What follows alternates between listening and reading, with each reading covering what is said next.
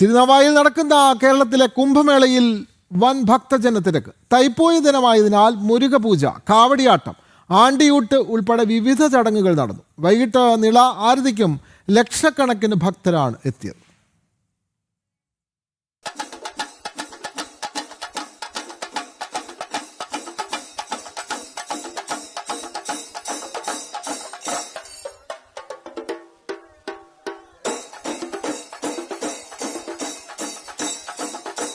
രാവിലെ ഗണപതി ഹോമവും മുരുകപൂജയോടെയുമാണ് കുംഭമേളയുടെ 14-ാം ദിനം ആരംഭിച്ചത്. തുടർന്ന് ആണ്ടിയൂട്ടും കാവടിയാട്ടവും നടന്നു. നിളാസ്നാനത്തിനും ഭക്തജനങ്ങളുടെ വലിയ തിരക്കായിരുന്നു.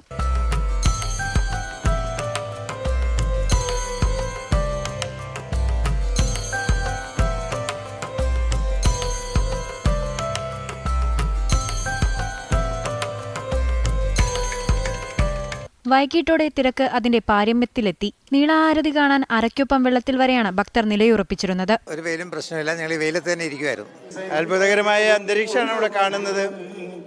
വലിയ പ്രചരണമൊന്നും ഇല്ലാതെ തന്നെ ഇത്രയധികം ജനങ്ങൾ ഒരുമിച്ച് വരുന്നപ്പോൾ ജനങ്ങളുടെ ഉള്ളിലുള്ളൊരു ഭക്തിയും വിശ്വാസവും ആണ് ഇതിന് പ്രതികൂലമായ ഒരുപാട് ഘടകങ്ങൾ ഉണ്ടായിട്ട് ആളുകൾ ഇങ്ങനെ ഒഴുകി വരികയാണ്. 3-ാം തീയതിയാണ് കുംഭമേള സമാപിക്കുന്നത്.